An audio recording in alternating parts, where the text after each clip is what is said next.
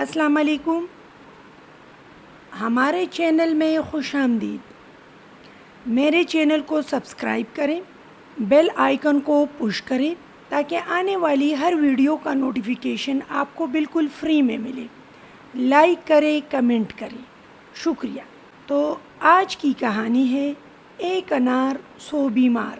شہر میں موسمی بخار ایسا پھیلا کہ کوئی گھر ایسا نہ تھا جہاں 1-2 مریض نہ ہوں۔ حکیم صاحب ہر کسی کو بخار کی دوا انار کے عرق میں حل کر کے پلانے کی تاکید کرتے۔ قاضی جی کا بیٹا بیمار ہوا تو انہیں بھی حکیم صاحب نے جو دوا دی وہ انار کے عرق میں دینے کو کہا۔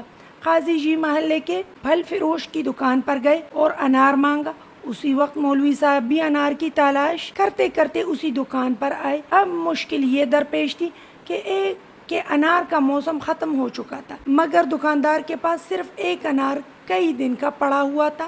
اب اکٹھے 2 گاہک آ گئے اور دونوں ہی محلے دار کس کو دیتا اور کس کو انکار کرتا مجبور تھا۔ اس نے دونوں سے کہہ دیا کہ انار نہیں ہے۔ اسی طرح شام تک کئی گاہک انار لینے آئے، مگر پھل فروش نے کسی کو ایک انار نہ دیا، کیونکہ اسے خدشہ تھا کہ باقی لوگوں کو پتہ چلا تو وہ شکایت کریں گے۔ پھل فروش عصر کی نماز پڑھنے گیا تو نماز کے بعد قاضی صاحب کے بچے کی صحت کے لیے دعا ہو رہی تھی۔ معلوم ہوا کہ بچہ بہت بیمار ہے۔ یہ سن کر وہ دکان پر آیا اور اکلوتا انار چھپا کر قاضی صاحب کے گھر دینے گیا۔ انہوں نے پوچھا کہ تم نے صبح ہی میرے پوچھنے پر کیوں نہ دیا؟ تو پھل فروش نے اپنی مجبوری بیان کرتے ہوئے معذرت کی اور کہنے لگا 100 سے زیادہ گاہک انار کا پوچھتے ہوئے آئے، آخر یہ ایک انار میں کس کس کو دیتا؟ پھر جب آپ آئے تو آپ کے ساتھ ہی مولوی صاحب بھی تھے۔